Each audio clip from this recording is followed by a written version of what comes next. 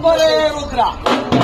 ಆತ್ಮೀಯ ಶರಣ ಬಂಧುಗಳೇ, ಆತ್ಮೀಯ ಶರಣ ಬಂಧುಗಳೇ, ಶರಣರಾಳಿದಂತಹ ನಾಡು, ಶರಣರು ಬೀಡು ಬಿಟ್ಟಂತಹ ಬೀಡು. ಇಂತಹ ಕರ್ನಾಟಕದ ಭುವನ ಬ್ರಹ್ಮಾಂಡದಲ್ಲಿ ಅನೇಕ ರಾಜವಂಶಸ್ಥರು ಹಾಳಿ ಹಳಿದಿದ್ದಾರೆ.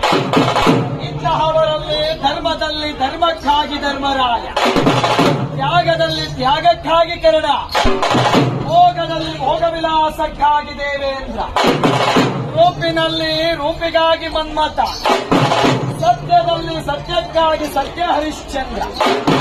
ಇಂತಹ ರಾಜರುಗಳು ಆಳಿದಂತಹ ನಾಡಿ.